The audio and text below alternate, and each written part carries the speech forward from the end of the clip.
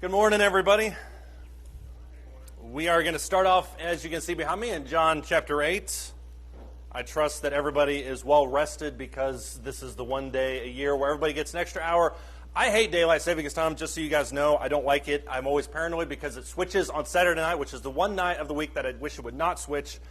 But it always does, so I always don't get much sleep. You factor that in with at least one sick kid. Hannah is down last night, or yesterday, and a little bit today. Two more probably on their way to that train pretty soon, so it's been not a good 24 hours for us sleep-wise. But I think we're looking forward to getting into this. We're going to cover John chapter 8. We're going to do a little bit in John chapter 7 because we kind of shot through that last week. But before we go any further, I'm going to ask Jason if he doesn't mind to lead us in a word of prayer.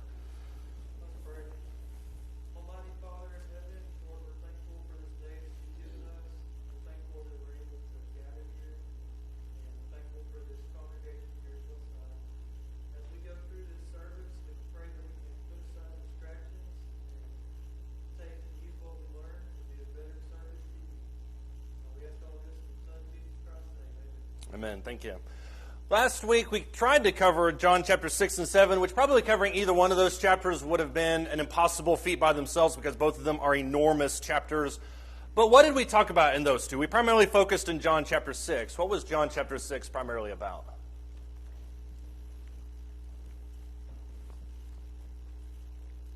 There's a few different events, and then there's one really, really, really long conversation.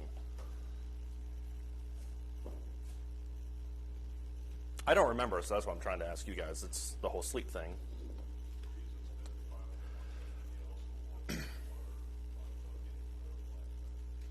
Okay, so that's a pretty good summary. Kind of bounced around a few things there. But yeah, he begins with feeding the 5,000, which is a monumental event. You would think, and this is why chapter 6, kind of in a nutshell to me, seems like it would have stood out, and to me why it seems like such an interesting chapter to study, because Jesus' popularity at the beginning of John chapter 6 after he feeds the 5,000, you would imagine is off the charts. There's no way that anybody would think that this isn't the Messiah. What happens by the time you get to the end of the chapter?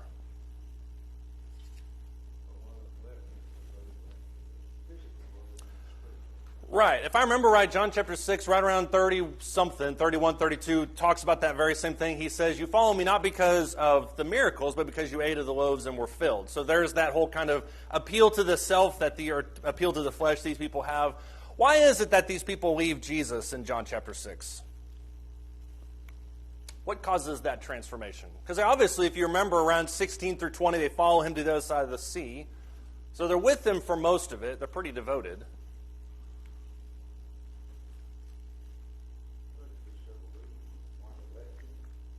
Yeah, why they left him? There's probably some, maybe they had to go to work. I don't know.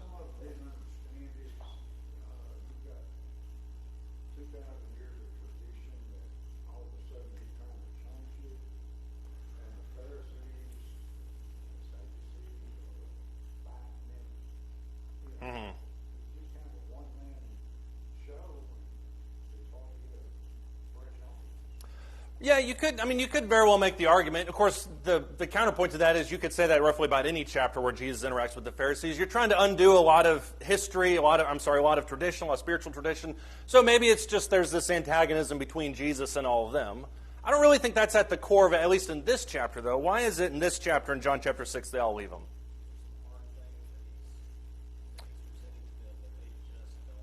Yeah, I think to me that's the whole reason why they leave him. There's some really tough issues that he approaches here in John chapter 6 that they don't grasp, and because they don't grasp it, they decide to just ditch him completely. What is it? What are some of these things that Jesus says that are difficult for them? Yeah, we talked about the corollaries between Jesus and Moses. Whether you're reading it from a detached perspective as a Jew in the first century, maybe when the account was written, or if you're there listening to it and you're Jewish, there's no doubt in your mind that the chronology and the way that everything is phrased is very Jewish in nature. So the idea that Jesus makes himself out to be with Moses is a problem enough. Who else does Jesus make himself out to be like? It's very explicit in this chapter. What'd you say? Yeah, he makes himself out to be God, makes himself out to be equal with the Father. That's why when you look at the end of John chapter 6, everybody leaves him. If you look in John chapter 7 and verse 10, there are a couple things that he says that kind of kick off the next chapter, and this is not exactly a different group of people. It probably is slightly, but it's the same kind of narrative if you look at it. Same kind of things are happening. Verse 10, it says, when his brothers had gone up to the feast, then he himself went up, not publicly, but as if in secret. So the Jews were seeking him at the feast and were saying, where is he? And there was much grumbling among the crowds concerning him. Some were saying, he's a good man. Others were saying, no, on the contrary, he leads the people astray. Yet no one was speaking openly of him for fear of the Jews. These 4 verses kind of provide some background context to what's happening here. Probably the most noteworthy thing in this section is that Jesus has not proclaimed who he is publicly yet. Is that true? And the answer is yes, before you get me on that. Is that true? If so, how is it true? Because obviously he's talked about himself beforehand several times. How is it that the text can say that he has not disclosed himself publicly when he obviously has in John chapter 6? Yep.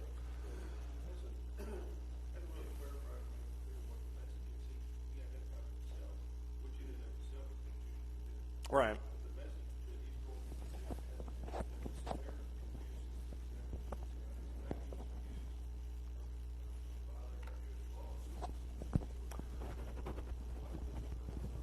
Yeah, I mean, you can look at it from that perspective that maybe he isn't as blunt about it as he would be in later chapters. And certainly when you get to chapters 10, 11, and 12, he really starts to announce who he is. Chapter 9 even, where the voice thunders from heaven.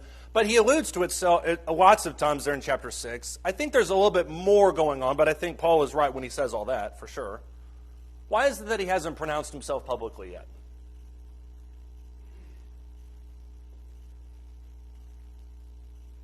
There's a phrase, I can't remember what chapter it's in. It's either in Luke chapter 7 or Luke chapter 11, and those rhyme. That's why it's conflicted in my mind. But there is a chapter in the book of Luke where it talks about how he hasn't gone up yet. His brothers try to get him to go up, which sounds very similar to what's happening here in John chapter 7. But he doesn't go up because he knows, and as he states to his brothers, my time has not yet come. So I think there's a timing element that's really at place here. When you look at verses 11 through 13, what is the argument against him? What is the general attitude towards Jesus in verses 11 through 13? Yeah, it's split. What are people saying about him? And this, I think, feeds into that timing issue that Jesus addresses.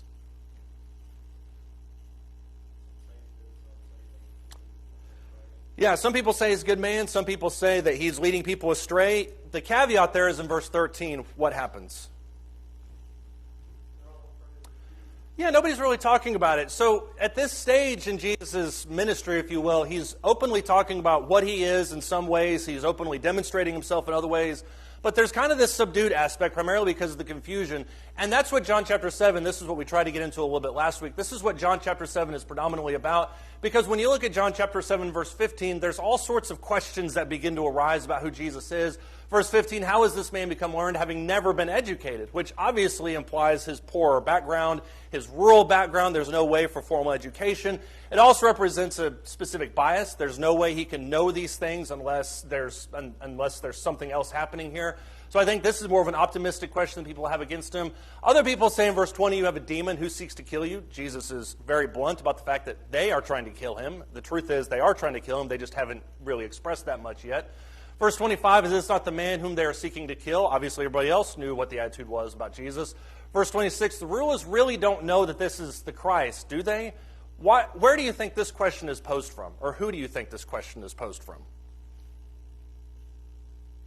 It's not the Jewish elite. Ken?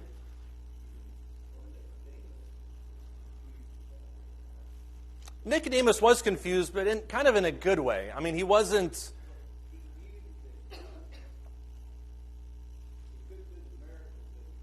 Right.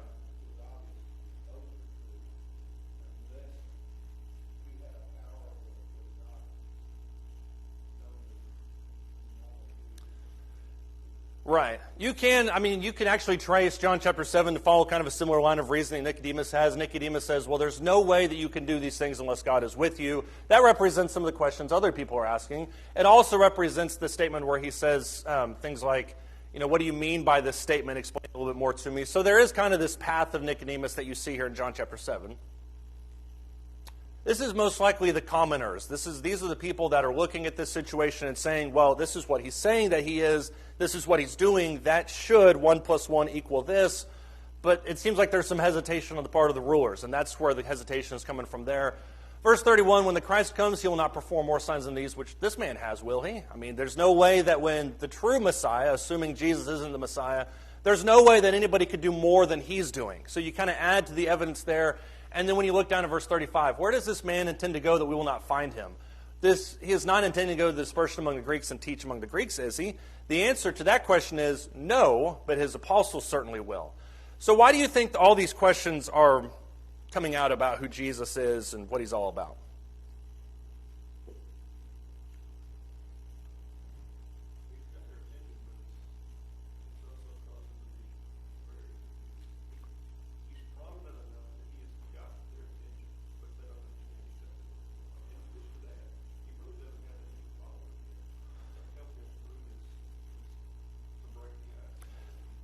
Yeah, I'll level with you on that. I mean, when you look at Jesus' followers that he obviously has thousands of people that follow him, but I know you mean in the term of kind of through thick and thin. He has the apostles. You see that at the end of chapter 6. You have the 70 that he sends out in the book of Luke that he sends out to teach and kind of pave the way.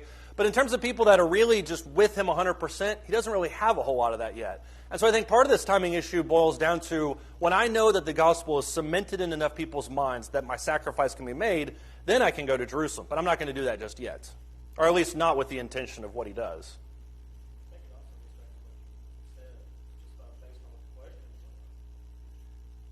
A lot of these are coming from the common people, and they're looking to their leaders for guidance here, which is not given. Right. Causing a lot of this confusion as well. Yeah, and I think when we've talked a lot about how these people are largely illiterate, and that is true, but a lot of these people relied heavily on the oral traditions, the oral laws, things that were passed down from generation to generation. And so the knowledge, when you look at these people and the questions they're asking, are surprisingly proficient, because they're asking things that are really in-depth. They're asking questions that are very honest. But you're right, they are still leaning on this kind of group think, if you will, and they're also leaning upon the expertise of the Jewish elite. These are the people that are going to tell us when the Christ has come.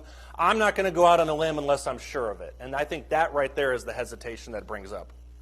Look at verse 45. This is where Nicodemus re-enters the conversation. We talked about him a couple times in the book of John. In verse 45, it says, the officers came to the chief priests and Pharisees, and they said to them, why did you not bring him? And the officers answered, never has a man spoken the way this man speaks, which I think is captivating. A police officer is charged with arresting this guy, and they don't arrest him because just from what he says, they feel overwhelmed by his own authority that they recognize. Verse 47, the Pharisees then answered him, saying, you have not also been led astray, have you? No one of the rulers of the Pharisees believed in him, has he? Which I think is a very ironic question, because in verse 50, Nicodemus is probably back there in the corner raising his hand. Nicodemus, he who came to him before, being one of them, said to him, our law does not judge a man unless it first hears from him and knows what he is doing, does it? They answered him, you are not also from Galilee, are you? Search and see that no prophet arises out of Galilee. The question there in verse 51, I think it is none of us, we're all kind of in agreement as a group of Pharisees, none of us have believed in him. And yet Nicodemus has to a certain extent. Well, how does Nicodemus stand up for Jesus without standing up for Jesus? Because at this point, he's still kind of holding his faith. You can tell by the question that they ask that Nicodemus hasn't really publicly stated what he thinks about Jesus. Go ahead, Joe. He quotes the law, right. Right.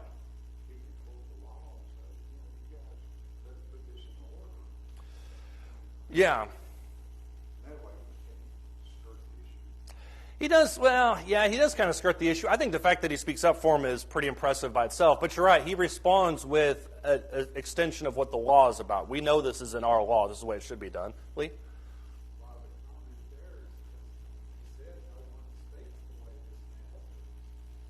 The officers certainly do, yeah. And the officers are the ones that are charged with bringing him. They refuse to bring him because they can tell he's somebody of authority. But then Nicodemus kind of in the background says, well, this isn't the way any of this is supposed to operate. You guys are making accusations without even hearing him, which is what he mentions there in verse 51. In verse 52, they ask him in response, you're from Galilee, you should know what? No prophet arises out of Galilee. So notice how they skirt around the issue of what we're supposed to do under the law by either sheer discrimination or by their own interpretation of the prophecies. So there's this discontent even amongst the upper ranks about who Jesus is, what he's supposed to be doing. And that disagreement, I would argue, when you look at John chapter 7, is only going to intensify by the time you get to chapter 13 through 16. But you can see this kind of starting to stew here.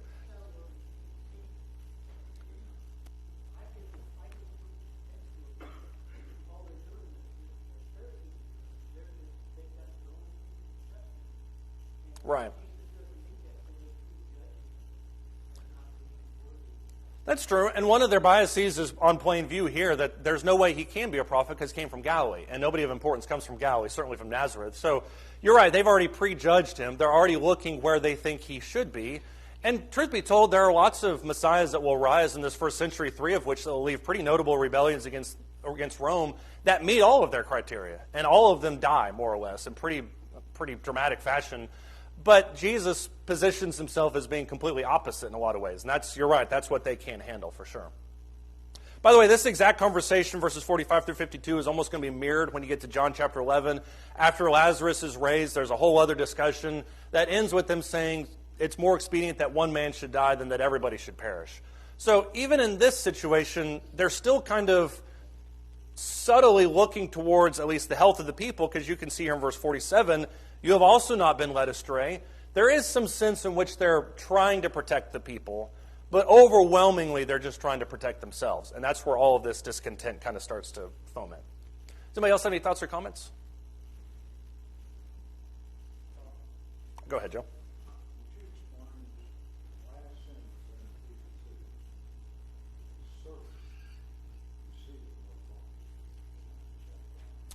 I actually looked into that quite a bit because I was surprised about whether or not any prophet has arisen out of Galilee. I looked at some of the ones that at least we could find, and I think people like Zechariah and Isaiah, Jeremiah, a lot of those people were from the city of Jerusalem themselves and then were kind of taken out in the dispersion. I think what he's referencing there in verse 52 is the idea that none of them, not that none of them were never from Galilee, but they never came and kind of established themselves out of Galilee. Because there wasn't anything up there. And, I mean, especially when you look at the division and Israel kind of taken off and Samaria is just kind of jammed in the middle, the people in the southern area in Judah have no use for the people up in Galilee. So I think that's a little bit of what he's talking about there. But I'll dive into it a little bit more. So it should be in the past tense. I think so. Rises should have risen. I think so. But the problem that I had with it was it very explicitly states, I can't remember if it's in Hosea or Amos, but it very explicitly says, out of you, Bethlehem Ephrathah, one shall arise that will rule the people. So I have a hard time knowing what they mean there in verse 52, which is why I kind of skimmed over that, is because I was kind of confused on it myself. But in 52, they just kind of skim right over the fact that there's somebody of note supposed to arise from this city, and yet they say that no prophet arises them. So maybe they're conceptualizing that in terms of a king and not in terms of a prophet. Which, when you look at what they're looking for the former, not the latter. So, and there were also quite a bit of disagreements between them as to what exactly the Messiah would be. The prophet may be different from the king. So I'm as confused as you are, if not more so. But I'll look more into that and try to come up with a better answer. Nathan, do you have something? Oh, Paul, go ahead. Yeah. Right. That's how I interpreted it, is that it's no prophet has arisen out of Galilee. And like I said, some commentators argued that it's no prophet of note. Some people would say no prophet has originated from Galilee, no prophet has established themselves in Galilee. Regardless of which way you interpret that, nobody's looking there for what Jesus would be. And that's part of why I believe Jesus was allowed to operate for most of his ministry virtually unheeded by the Pharisees. They just didn't care about that area. Also, that they know that the Messiah comes from Bethlehem, from the prophecies, and use that. Are you asking if they knew that he would arise from Bethlehem, and so they used that against him? They knew he was from Bethlehem. I mean, I don't think there was any question about that. So that was what I was talking about with Joe. That's the part that I have an issue with. How is it that the prophecy states out of Bethlehem Ephrathah will come forth a ruler, and yet then also say that no prophet will arise? And I think it's because a lot of them are looking for two different things. I mean, keep in mind that a lot of Jews, even today, are still looking for the physical reincarnation of David. They still think David will sit on the throne. So, and a lot of them thought Elijah would come back from the dead. So there's a lot of confusion as to what they're actually looking for. I thought I could skip over that without somebody calling me out. But I will look it up, and I'll have a better answer next week. Thanks. Brandon won't. He will remember it. Go ahead. It's also good to know, even 2,000 years ago, the political misdirection was in play. And politics are a recent thing. People back then, one party, they agreed on everything. I don't know if this is news to you, but politics just didn't exist back then. So, yeah.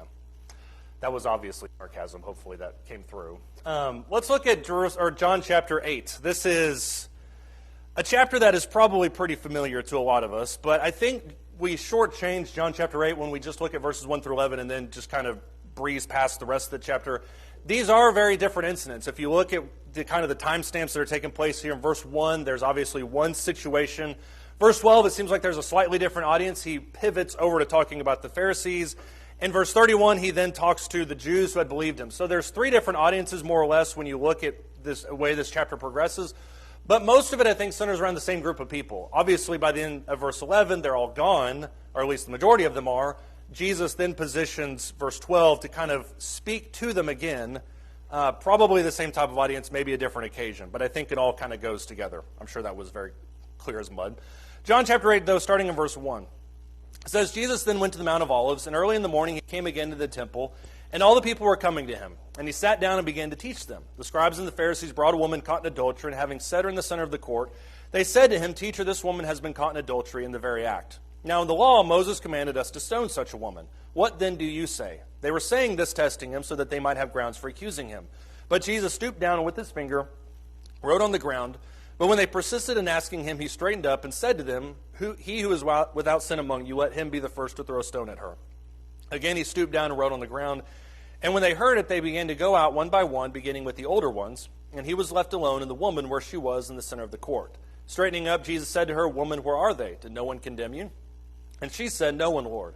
And Jesus said, I do not condemn you either. Go, and from now on sin no more. I think the biggest question that we need to answer from this, and all the things that we can talk about in these 11 verses, is what did Jesus write on the ground? Even if we never touch anything else in this class, we need to come to agreement about this. What did Jesus write on the ground? Yeah, you thought that was a sarcastic question until I stopped. That is the right answer. We don't have any idea. You'd be surprised how many people spend a lot of time and a lot of internet ink trying to figure out exactly what he wrote on. There's some pretty fantastic illustrations, but I'll pass through all that. Where does this whole incident take place? Because I think this sometimes gets overlooked too. It does not happen in the Mount of Olives. You're right, it happens in the temple. Most likely here in this location of the women. This is the foremost court. You have the court of the women, the court of the Gentiles, and then you go in further, and then you have the court of the priests. So there's multiple levels to the way that the temple would be constructed. Why is it the fact that it's in the temple noteworthy?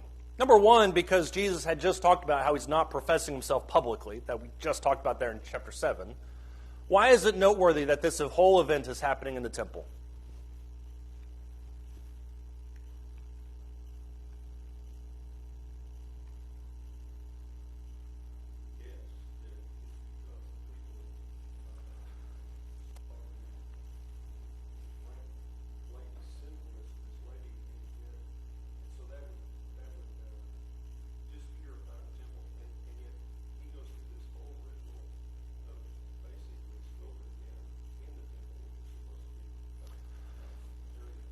Right.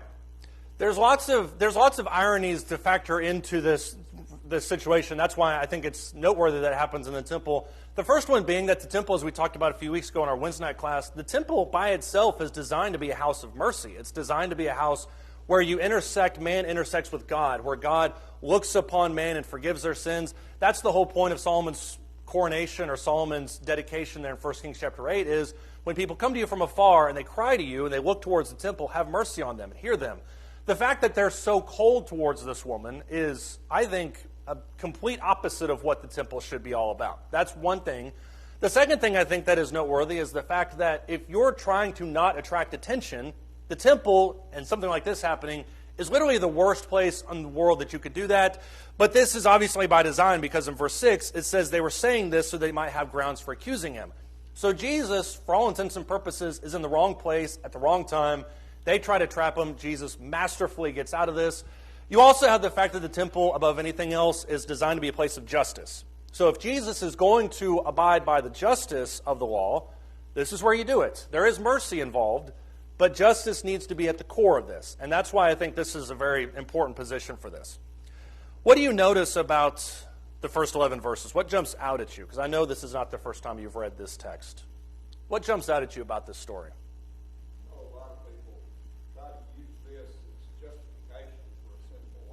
Right. Jesus said, I do not condemn you, but they totally ignore the part where it says, go and sin no more. Right. We're going to talk about that more towards the end of class, but you're exactly right. They try to use this as a phrase or as a story to say, well, Jesus forgave the adulterous woman, therefore you should also forgive, and everybody can just do whatever they want to, because after all, hypocrisy and a judgmental eye is far worse than adultery, obviously.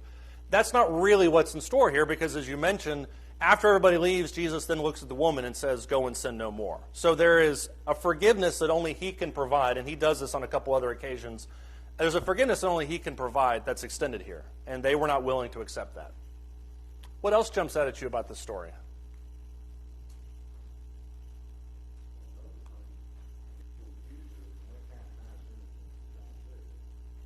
People use this to justify somebody else coming at you, accusing you of something, and say, you did wrong, you did me wrong. Right. Let me throw the first stone. Are you qualified to throw the stone? Right. Well, and Jesus saying that, he's not far off from what the law demanded. The law demanded that those who accuse the person first, who are the most adamant witnesses to the act, should be the ones who throw the stones. I mean, if you're going to cast a judgment on somebody, according to the old law, you should also be willing to carry out that judgment. So that is not an unequal statement that Jesus is making here. But you're right, a lot of people would look at that and say, well, if you're so willing to accuse me of that, why don't you come at me more? I mean, it becomes very confrontational, I guess, in a way. Yeah, John? Thank you. I was wondering if somebody would mention that, because I probably read it a dozen times before that realization hit me. At no point is the man ever brought up, who is equally guilty under the law as the woman. Why do you think the man is not brought into the situation?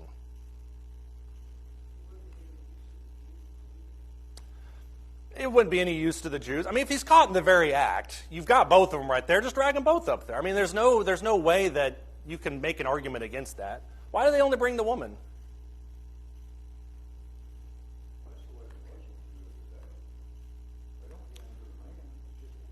Well, in some cases they do. I mean, some parts of Islam, they're also pretty adamant about taking care of the man as well. I mean, they'll kill them just as quick as the women. Why do you think, though, they just brought the woman? Or I guess I'll let John finish that, since he's the one that brought that up.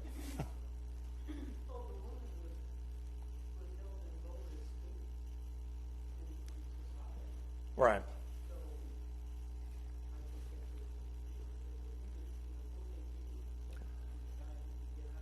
I think the answer to the question, as you stated, is it's far easier to accuse a woman who, even if she tries to object to what's happening, nobody's going to believe her, because after all, she was caught in the very act. Whereas the man represents the bigotry of this civilization, where they're willing to excuse him, or at least not drag him before a court. And I think Jesus picks up on all this. I mean, there's so much hypocrisy around what happens. Right. Kill both of them. Yeah. What else do you notice about this story? That was the big one that was in my mind.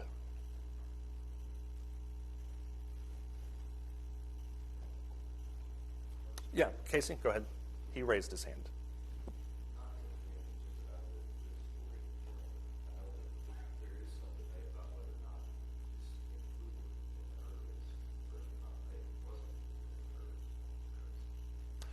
Yeah. Yeah, if you look at verse 1 and down through verse 11, or maybe it's before that. No, it's verse 53 of chapter 7. There are brackets around that. There are some manuscripts that would argue that this shouldn't even be a part of it. I use the New American Standard, which is the one Jesus used in the first century, and it's included in mine. But you're right. I think it's the ESV. Maybe it's not included. There are certain passages that are not in the ESV because they use a different set of manuscripts. But the variations of them are minuscule, and I haven't heard any big objections about that. But that's a good point to make regardless.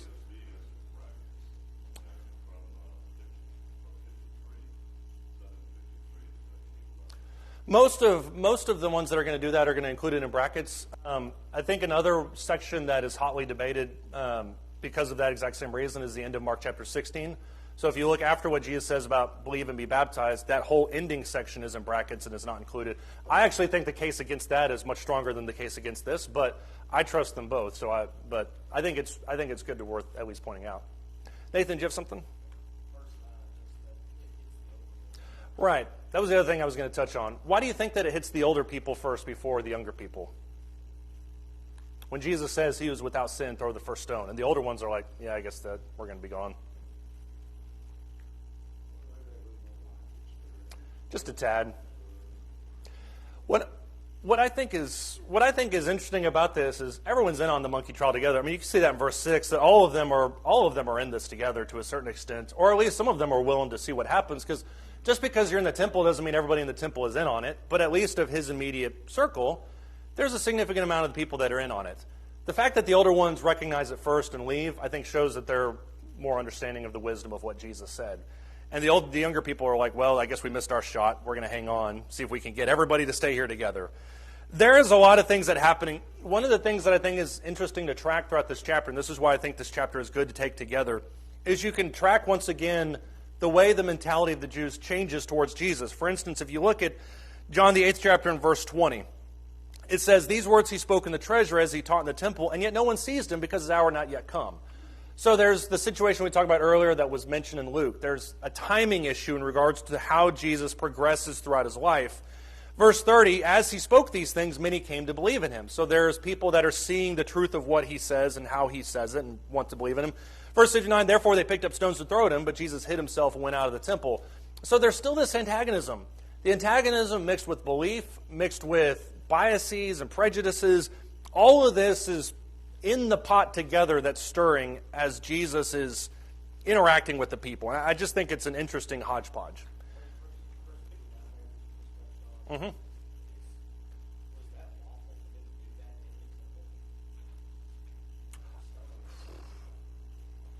What is it with you and Joe today, man? I'll have to look into that because I actually have never thought about that. That just seems very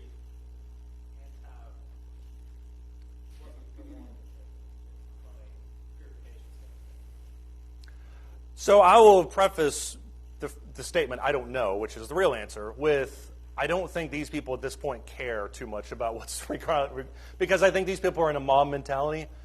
I can't recall off the top of my head any execution happening in the temple, with the exception of when one of the kings wouldn't remove himself from the horns of the altar, and they stabbed him right there because he wouldn't leave. I'll have to look into that. Do you have a footnote that can help me out?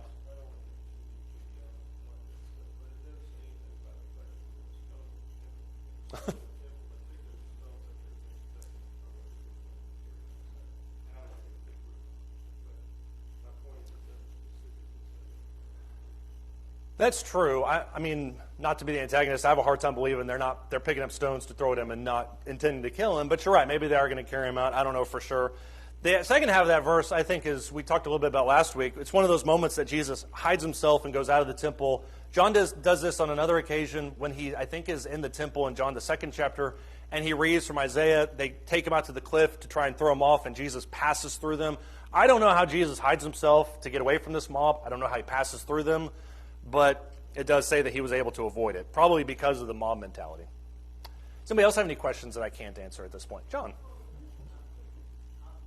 Yeah.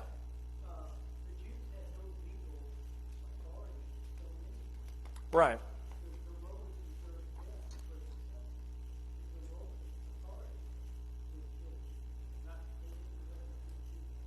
That's true to a certain extent, but keep in mind, too, that when Pilate interacts with the Pharisees in John 18, he says, you judge them according to your own law. And in that sense, they're talking about a formal execution via Roman style, which crucifixion is a distinctly Roman persecution.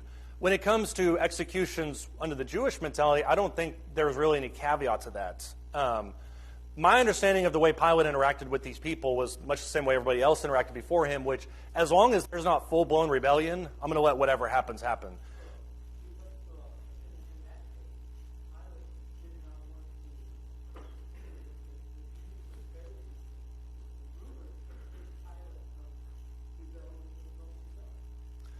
Yeah, but I don't think that accusation carried much weight. They did accuse him of that, yeah.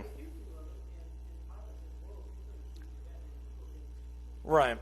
I don't think, to your point, I don't think this would have ever been prosecuted. If you remember Pilate's interaction with his wife says, I've suffered many things in a dream because of him, don't have anything to do with him. Herod wants to just see him as kind of a sideshow. So any troublemaker that is eliminated, I don't think the Romans are really going to have an issue with. There's a lot of looking the other way when it comes to stuff like this. But once again, the mob mentality, I don't really think it can be overlooked in this equation. Right. Yeah. Father. I'm going to take a deep breath. Let's keep going. Go ahead, Dad. I know you got other things you want to talk about, but to me, there's a lesson here in the way you handle this situation. Right. Because he starts off, he goes into the temple and sits down, and he does his teaching sitting down on the same level as his students up on sitting. Right. Then when he's asked this question about how do you deal with this lady, then he bends down while he's sitting, and he invites him around. I don't want to do it twice. Mm-hmm. Because once he had time to think about his answer, he didn't answer immediately. Mm-hmm. He thought about it and gave him time to think about it, and also when they asked him, then he stood up and faced him Yeah. and told him what they needed to do. Then he sat down again, or he bent over again and started writing the second time. Right. And it's not until it gives them plenty of time to make up their mind about the stone. All right. That's when he stands up and talks to the lady again to give her direction. So most times he paused long enough for action. It's not an immediate response in any case. Right. And I think kind of to that point is those two occasions. The first one, there's a lot of noise outside of where Jesus is stooping down, because when Jesus stoops down the first time before he answers in 7 words or 9 words or whatever, a very simplistic statement back, there's people that are still hurling accusations. And it's very reminiscent of Jesus' trial, when Jesus is standing on trial and people are just hurling accusations at him, and Jesus remains silent throughout the entire time. So you're right, it is a great lesson in conflict resolution, at the very least. But I think you also see the fact that Jesus takes some time to gather his thoughts, once again, some timing institute. He gets up, he says what he says. The second time he stoops down, it's silence, at least from what I can tell, because they start leaving there in verse 9. So you're right, it is a great lesson in that type of stuff. Somebody have any thoughts or comments? Ken, is that your hand? Okay. Okay.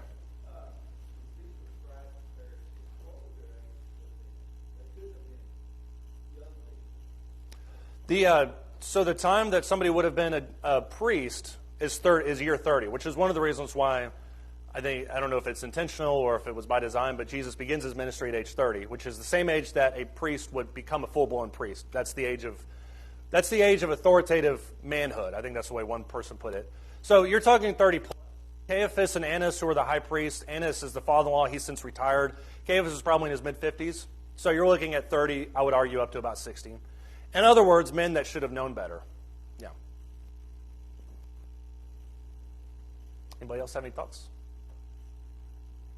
All right, so let's look at chapter 8 and verse 12, because we kind of blew through some of this. But when you look at chapter 8 and verse 12, it kind of picks up on this instance, because there are several moments in Scriptures where Jesus does things and people question his authority.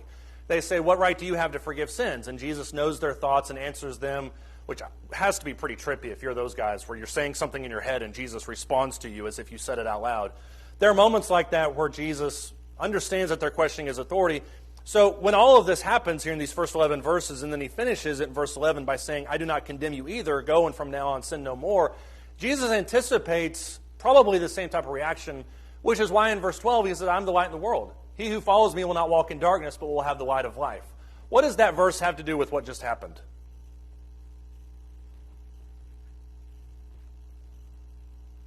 We'll kind of breeze through this last part relatively quick.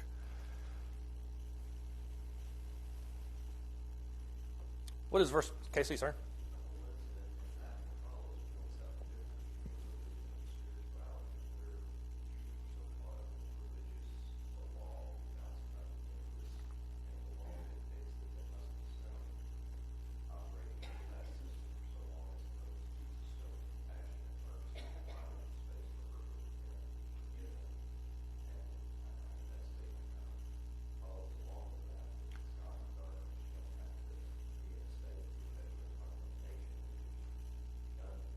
Right.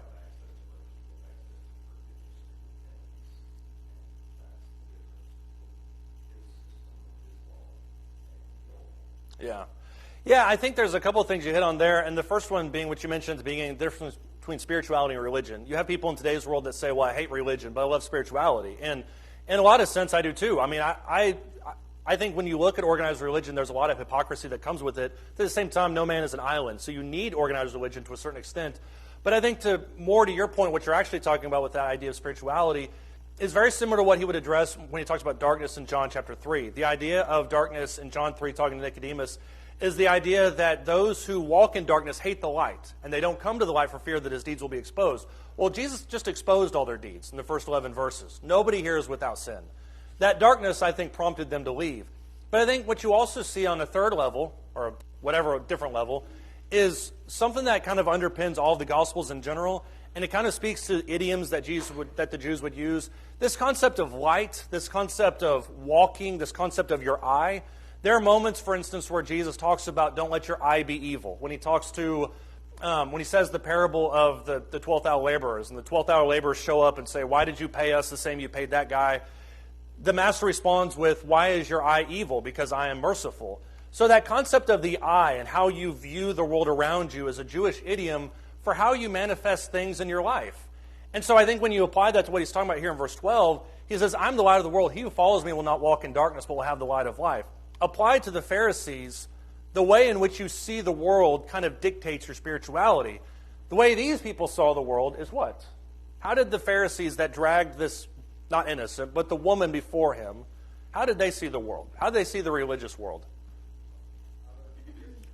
They saw it by the traditions, but they also saw it extremely black and white. And this goes into the nature of what we talked about in the sermon last week, difference between contracts and covenants.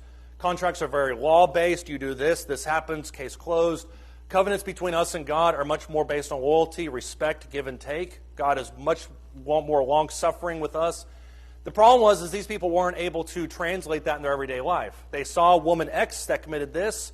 I see the religious world is operating this way, and she's dead. There's no question about it. This was a slam dunk.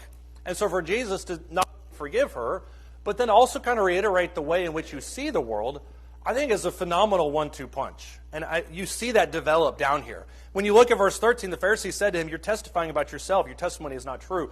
Notice once again the application to who Jesus claims he is.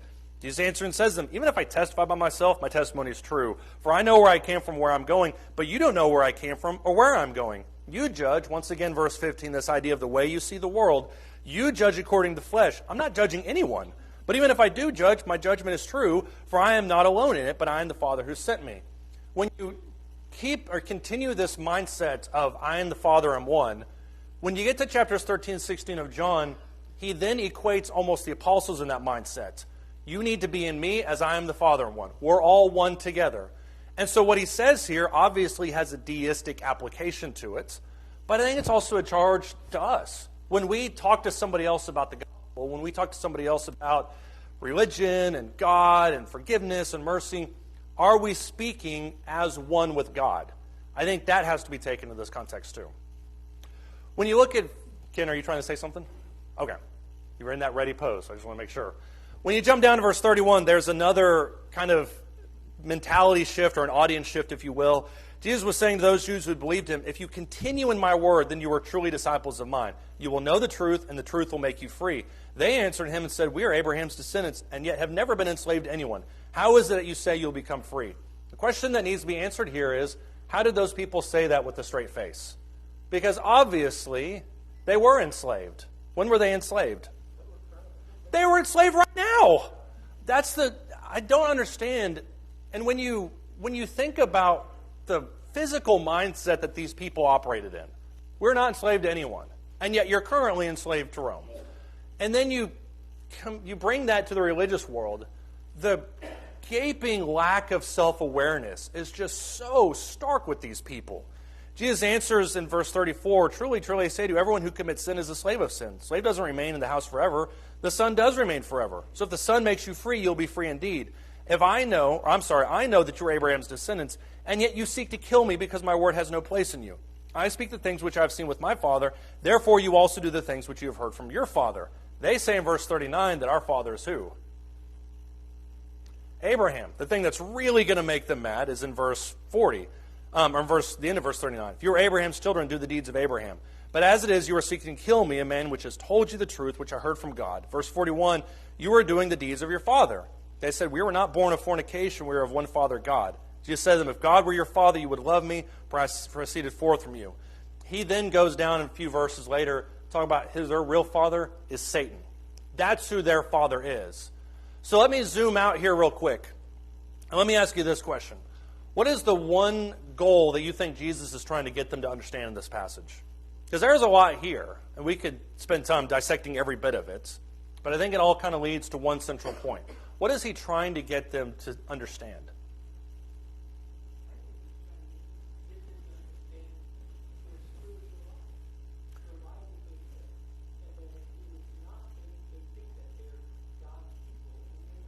Right.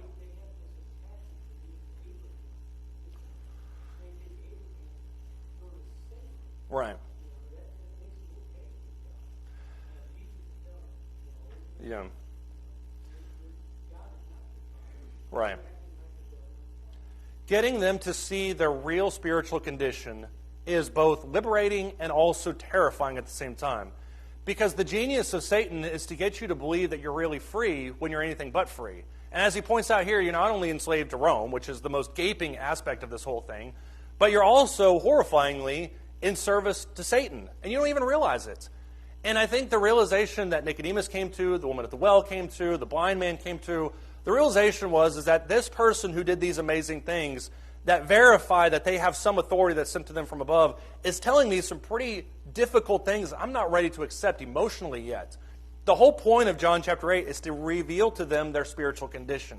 But the genius of Satan, once again, is to make them believe that they're free when they're really not free. And that's an argument and application you can make in a lot of ways. But they keep reiterating their stubbornness against it. Verse 48, the Jews answered and said to him, don't we say rightly that you're a Samaritan and have a demon? Which, put those two combinations together, you'll get a good idea of their racism. Jesus answered, I don't have a demon, but I honor my Father, and you dishonor me. You dishonor the Father because you're dishonoring me. You have no idea of your real spiritual condition. You have no idea how enslaved you are. But this also has another connotation towards the whole idea of what it really means to be a son. Because when you zoom out in a different way, you can say the argument of John 8 is to disclose the idea of fatherhood. We're of our father Abraham. Well, no, you're not. You're of your father the devil. Well, we're of our father God. No, I am, and you're not. We're not brothers in that way. So what does it mean to be a son? Well, as he lays it out here in chapter 8, verses 16 and all these other verses, a son is sent by the Father. And obviously Jesus, as being God himself, can claim a deistic application of that in ways that we can't. But in a lot of ways, we can claim very similar types of things. We're sent by God, Matthew 28, to go preach the word, to go live like him, to go make disciples of all the nations. So there's an aspect of sonhood in which we need to be sent by the Father. They also follow the Father. You see that in 39 through 47. And they also honor the Father. And those are the three-part structure that you can see here in John about what it really means to be a son of God. How does this whole story end for Jesus? We talked about it a second ago.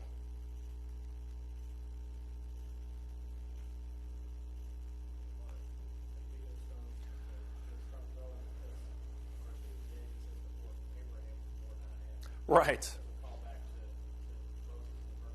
Right. There are certain moments in the Gospels and in Acts that are points of no return. Paul starts talking about the resurrection, people stop listening. Paul starts talking about Gentiles, they stop listening. Jesus starts making himself out to be like God, they stop listening. But verse 59, as we talked about earlier, brings the whole thing full circle. Because at the beginning of John chapter 8, who are they wanting to stone? The woman. And now at the end of John chapter 8, they're wanting to stone Jesus. So I think it just brings it all full circle. Lee? You'll have to speak loud because we got people.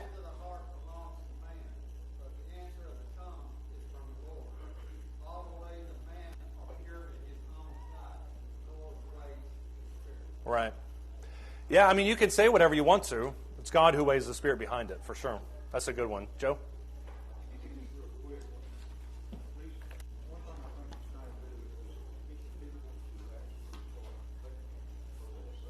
Yeah, imagine that. Yeah. Yeah. Thinking for yourself is a dangerous thing. So, yeah, they're not going to be apt to do that quick. But that's a good point, too. I would announce the end of class, but I think it's already been done. There was a time change. I get 5 extra minutes.